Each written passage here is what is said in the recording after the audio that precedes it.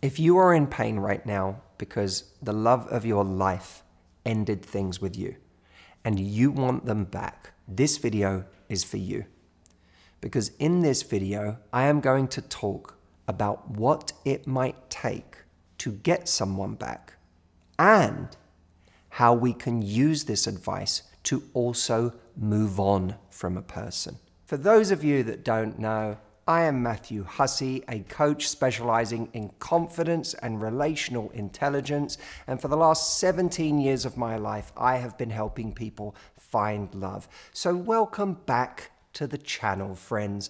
Don't forget to like this video, subscribe to this channel if you haven't already, and hit the notification bell so that the next time I release a video, you get notified. Now, I don't normally talk about this subject for obvious reasons. It is an extremely sticky subject and questionable as to whether we should ever want someone back, especially if that person didn't treat us right. But there are relationships where someone didn't treat us badly and the relationship ended for reasons that perhaps could shift. But the beautiful thing about it is everything I'm going to tell you is also going to be the thing that actually helps you get over them. I have divided this video into 3 separate parts. Before I get into these 3 parts, allow me to tell you a quick story. A person that I coached, a man, had someone that he broke up with, that he had been with for many years, but no longer felt was right for him. He had a couple of big issues with the relationship that weren't anything to do with this person's character, but just things that he was really struggling with. And he got to the point where he felt like he needed to make a clean break and go back out into the world to see what else was out there. In the wake of this breakup, both of them suffered. She suffered from feeling like she lost the love of her life. He suffered from losing someone that he had broken up with and was feeling the pain of missing constantly. But despite them missing each other and despite him being in pain, he never went back to reinitiate the relationship. That is until one day, 10 months later, when the two of them met up and he saw something that made him reconsider everything. Part 1. What happens in a breakup? Okay, so someone breaks up with us. It is devastating when we love that person. It feels like we have lost the one thing in the world that we need for our happiness. It feels like we can't breathe, we can't eat, we can't sleep. Our world is falling apart. And in that state of obsession, which in some ways is not entirely unlike the obsession that we can feel in early dating when we like someone, that obsession that we feel when we go on a few dates with someone and we've decided, oh my God, I think this is it. I think this is my person. I see the potential. I see where this can go. I see everything that this could be. And then they don't call us back. That obsession that we feel in a breakup is actually very connected to that early dating obsession because it has its roots in the same thing. This person holds the keys to my happiness and my future. When someone breaks up with us, we had pictured a future with that person. We had pictured a life with them, a reality where both of us existed together, and now that reality is shattered. The only difference in early dating is that we have a lot less evidence for that reality. There's far more projection involved than is involved in a multi-month or multi-year relationship where we've had a lot more evidence for the fact that this is going to be a big part of my life or this is going to be my whole life. So there's a kind of obsession that takes over, right? And that's what turns into that obsessive rumination that we feel in a breakup.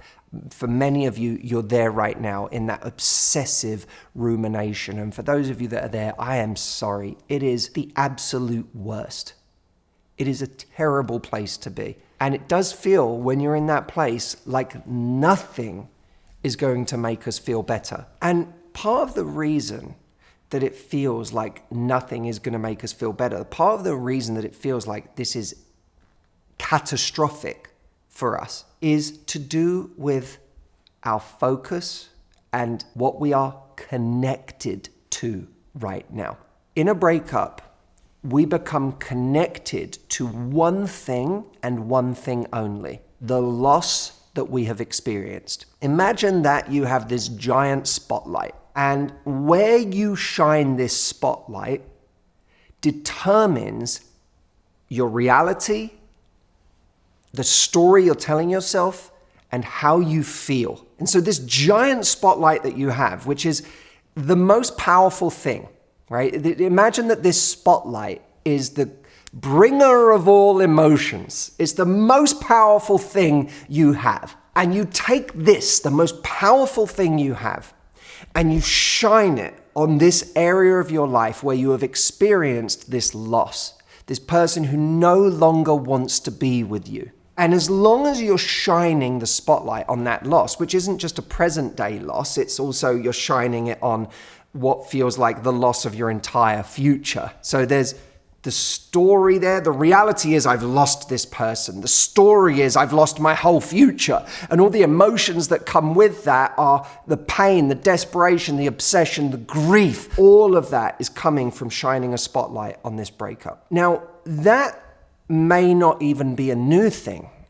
It might be that you've been shining that spotlight on the relationship for the entire time you were in the relationship, saying my reality is this relationship, and that the story is that this relationship is the best, maybe the only really good thing in my life, but it's certainly the best thing in my life. And all of your emotions are coming from that relationship, which, by the way, might have been good at times. I'm elated, I'm excited, I feel fulfilled, I feel loved. But it also might have been the reason why in the relationship you felt terrible a lot of the time.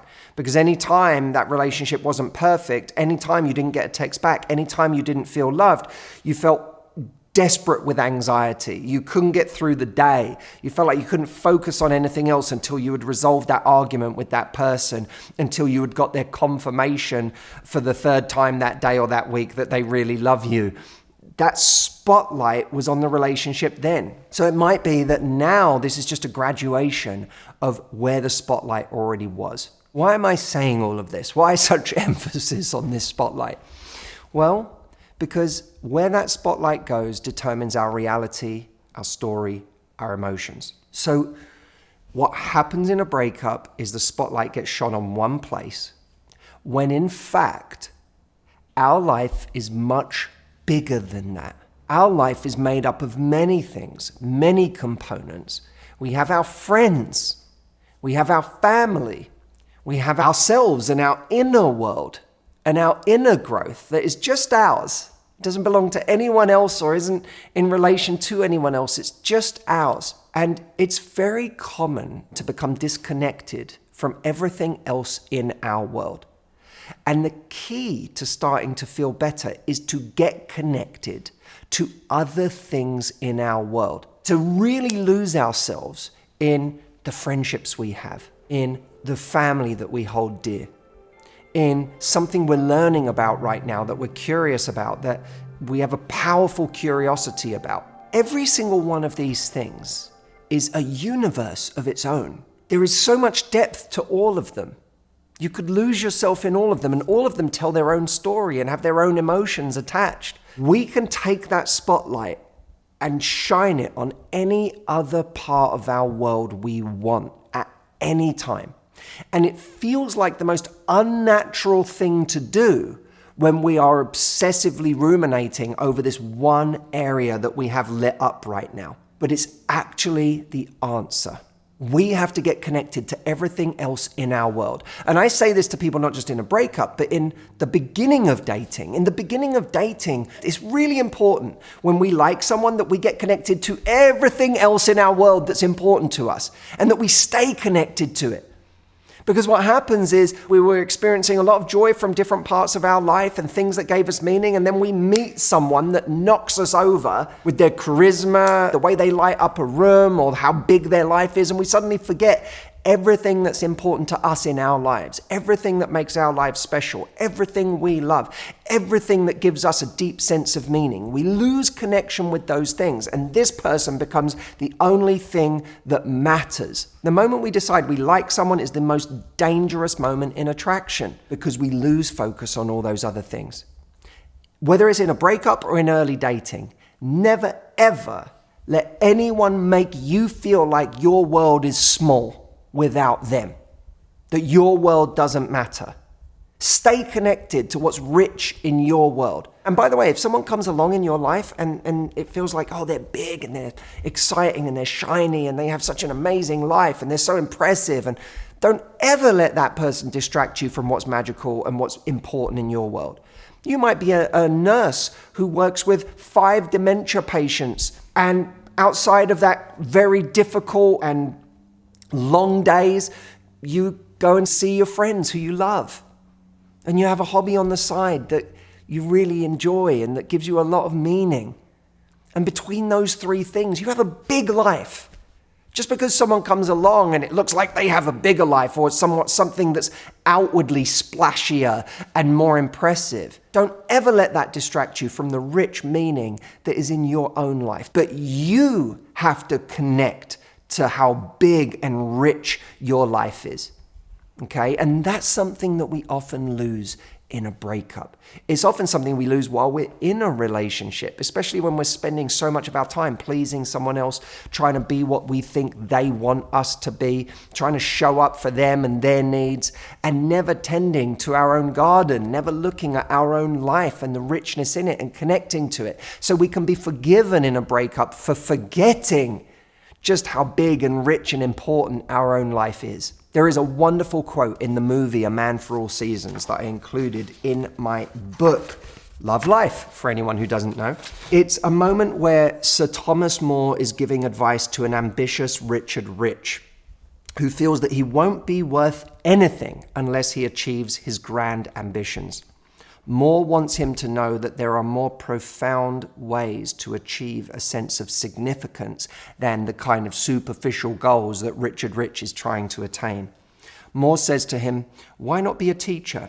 You'd be a fine teacher, perhaps a great one, Richard Rich." "If I was, who would know it?" Thomas More. "You? Your pupils? Your friends? God? Not a bad public, that."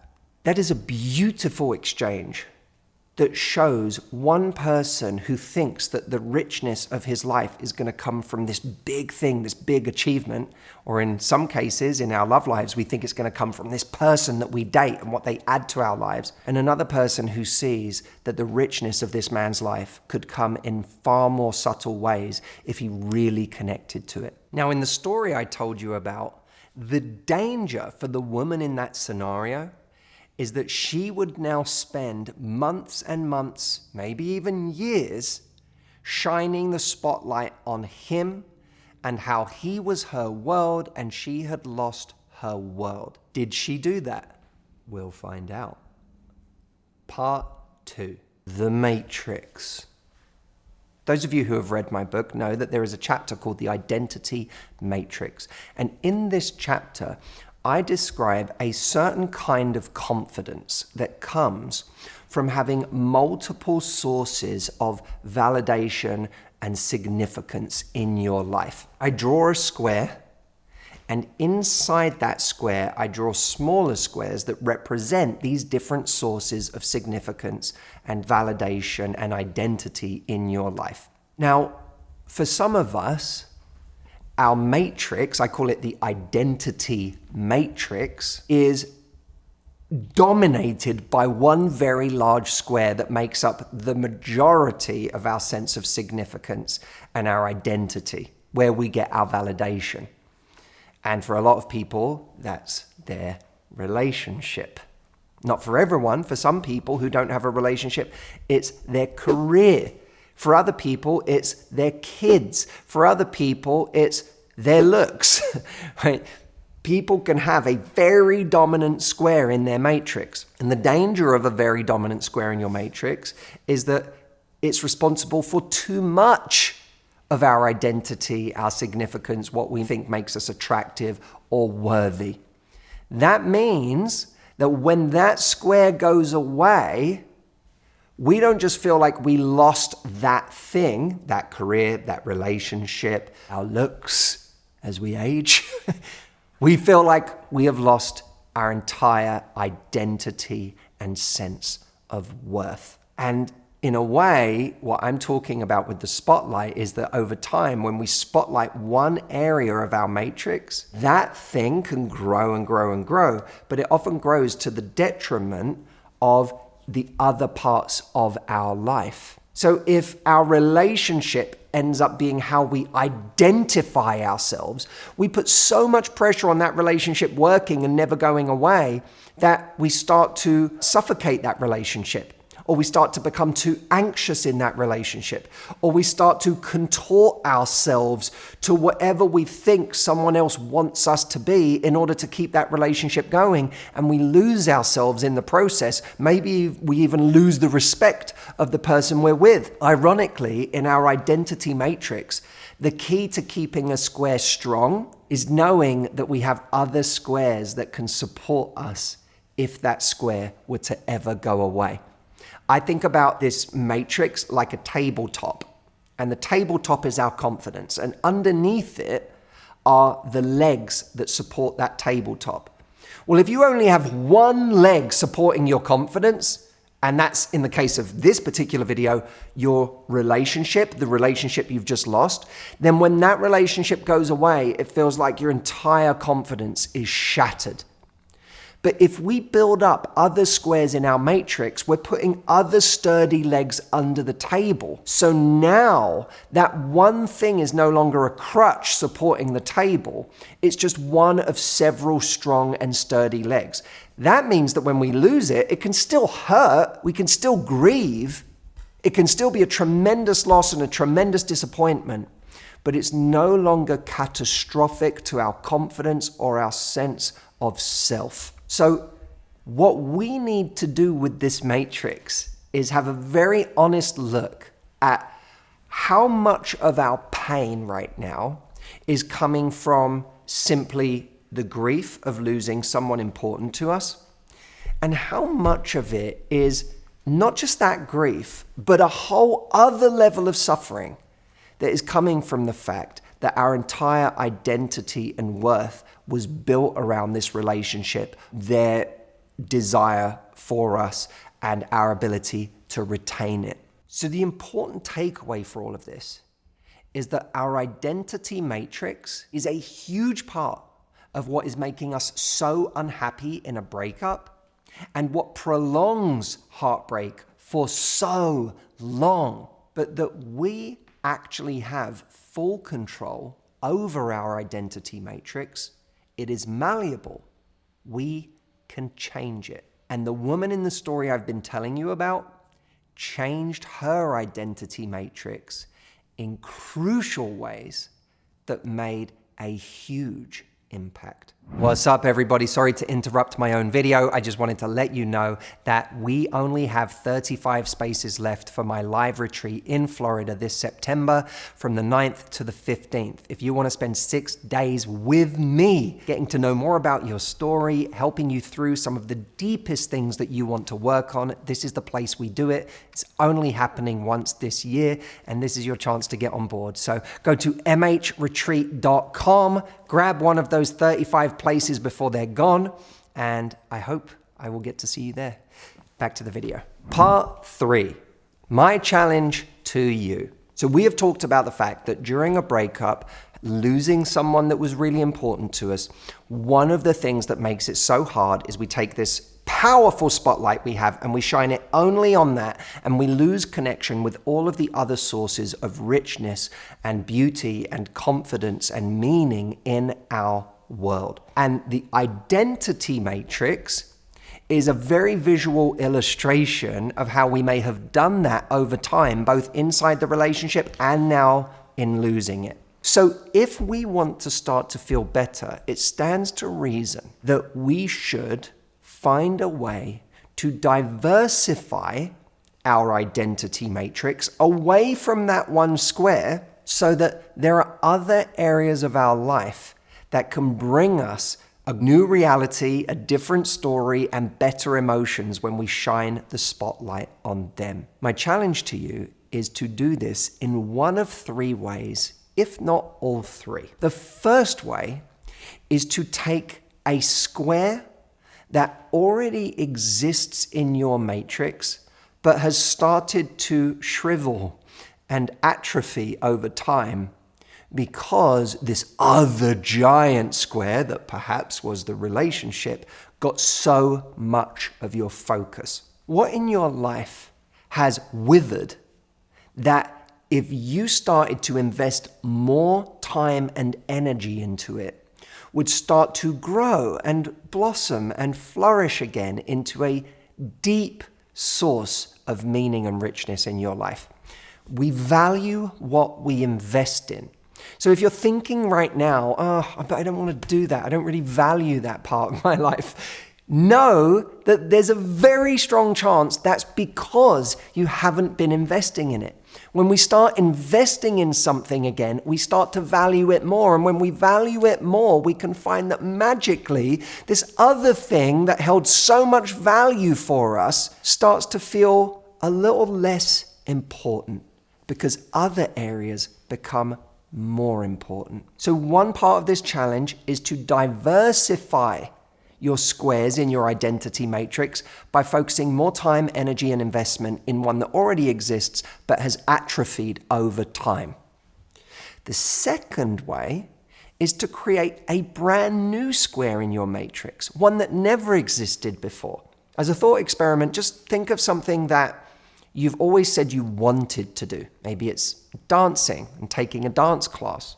Maybe it's a new skill set or qualification that you wanted to get. Something that you wanted to go back to school for, or it could be something that you wanted to do for the first time. It doesn't matter what it is. What matters is that this didn't exist before in your matrix, but could begin to exist as a new source of validation, significance, meaning, identity. By the way, it doesn't make sense for all of your self-worth to come from any of these things, but it can help us to add something that starts to allow there to be more sources of confidence in our life, because having too few makes us vulnerable. So adding a new square, what could that be for you? Maybe leave a comment and let me know. What's a new square that you would like to add to your matrix? Something that you think could be a new source of confidence for you if you actually started to do it. And by the way, that doesn't mean you have to get good at that thing. It doesn't need to be something you get good at to become a source of confidence. It just has to be a new interest, something that you derive richness from, something that you derive meaning from, something you enjoy that takes focus away from certain other things that you thought were your world. The third part of this challenge is to take something that is already something you have in your life that you could be grateful for if you shone that spotlight on it, but maybe until now, or for a very long time, you have taken for granted. Because our identity matrix is only made up of things that we actually put focus on. That doesn't mean it's made up of everything that exists in our life. So I'm going to give you an example from my life. For a long time, I have been speaking, focusing on my ability to public speak, to make videos. And I've also been writing. I wrote my first book over 10 years ago. I've written many articles. I just wrote a new book. But my writing and my speaking were things that for a long time I kind of took for granted. These days, I don't do that. I remind myself that if I lost everything, if I no longer had a cent to my name, if for whatever reason my whole life imploded, what I would still have is my ability to speak well, to have a facility with language, and to write well, hopefully. My ability in those two areas is something I am now intensely grateful for. I appreciate it. I am shining the spotlight on it. And in doing that, even though I've been doing them for a long time, they weren't necessarily part of my matrix, but now They are, because I am shining a spotlight on those things. So now they are powerful sources of confidence and security for me. I know that everything else in my matrix could go away, and I'd still have those skills.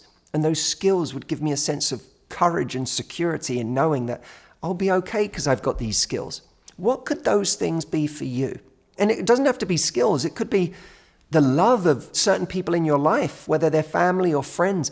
Maybe you've taken for granted the love that you have around you. And actually, that's one of the greatest forms of security there is. The George Bailey, at the end of It's a Wonderful Life, he gets called the richest man in town, not because he has the most money, but because he has the most friends and support, the most people who are willing to show up for him. Are you already the richest man or woman in town because of the love you have? Have you taken that for granted? If you started to actually shine a spotlight on that, could that become a whole new giant square in your identity matrix that doesn't even need more effort, just more recognition? And that by recognizing it, you'd realize that this story you're telling yourself, that everything in your life is bad, that your life is over because you lost this one square, is actually not true at all. So those are my 3 challenges to you. You could do one of them, you could do all of them. Put more effort and investment into a square that is atrophied to make it bigger and stronger again. Create a new square out of something you've wanted to do for a while. And lastly, put focus, shine a spotlight on something you already have, but maybe has gone underappreciated and undervalued. Now, earlier in this video, I told you a story of a guy I coached who broke up with someone he had been in a long-term relationship with because he no longer felt it was right. What happened the day those two met up again 10 months later? He noticed something profoundly different in what he was seeing. Now, what I didn't tell you earlier is that in those 10 months, she had changed her identity matrix. In the relationship, he had often felt like she didn't have her own sense of purpose outside of him. In those 10 months, she went and got a job. Not just any job, but a job that made her really happy. A job that gave her meaning, a job that made her feel fulfilled, a job that allowed her to feel like she was getting better at something, and that made her proud. What the job also did was it gave her a brand new circle of friends, an entire new community that she was starting to connect with and get closer to, that was becoming a source of connection in her life outside of anything she'd had previously. And that just so happened to be another one of the challenges he felt back when they were in a relationship, that he was her only source of connection, that she didn't have friendships of her own, that she didn't have her own world socially outside of him. When the two of them met back up again, as she began to talk about her life, the things that were going on in her life, the things she was excited about, the things she was proud of, as her phone lit up from messages from people that were excited to see her this weekend, as she talked about what she'd been doing this week in her new job, he started to see a very different picture of the person she was and her identity matrix. That began a brand new relationship between them. In the weeks that followed, they started talking, reconnecting, and became exclusive again in a brand new relationship. And new is the important word there. It wasn't the same relationship. They didn't restart the relationship. They began a new one on new terms, on new attraction, on a new way of looking at each other. What's so important about all of this is that she didn't do these things for him. She did them for her. They were an authentic indication of her intention to move on with her life and strengthen her own identity matrix. But when he saw that new identity matrix, he found it incredibly compelling. So compelling, in fact, that it took his spotlight and shone it on her. And in doing so, he saw a new reality with her, a new story of what the two of them could be appeared, and he experienced new and powerful emotions towards her. And let me issue you a warning. When you do these things for yourself, there is a very good chance that the side effect will be that these things that draw this person back to you will be the very same things that make you no longer need them. And when you no longer need them, if they're wanting you back, you'll be able to now objectively assess whether you want them. Now, instead of needing them back, you'll no longer need them back. And you'll be able to assess whether you want them back. And for many people that I do this work with and get to this point, they find that they no longer want the person. They needed them before because of the way that their identity matrix was set up. But now that their identity matrix is structured differently, they're able to see that now that I no longer need them, do I want them? Actually, I'm not sure I do. They're not nearly as impressive as I was telling myself. This isn't a good partner. This isn't someone I want in my future. So be prepared for that. If you actually take this advice in this video, 6 months from now, you may find yourself in a place where the person you thought you needed to breathe, now that you've learned to breathe on your own, is someone you realize you don't actually want. And if you realize that's true and you want to go out and meet someone new, I have something really cool for you. I have just created a brand new free guide. So many of you have been asking for this for a very long time because it's been years since I created a new free guide in this kind of a practical written format. I've just created a new free guide called Spark and Connect, where I give you 9 things that you can say to spark up a connection with a brand new person. So if you want to go out there and create more opportunities with new people, and why wouldn't you? Why limit yourself to the possibility of someone from your past coming back to you? Even if there's some part of you that would like that, don't ever limit yourself to that. This is a way that you can go out and expand your options and, dare I say, find someone even better for you. To download this guide for free, go to whattosaynext.com and it will take you 10 seconds. And like I said, this literally spells out 9 different ways that you can connect with new people in life. Thank you so much for watching this video. I have really enjoyed making it for you, and I look forward to reading your comments. Don't forget to go to whattosaynext.com and download the guide before you forget, and I will see you next week. Be well and love life.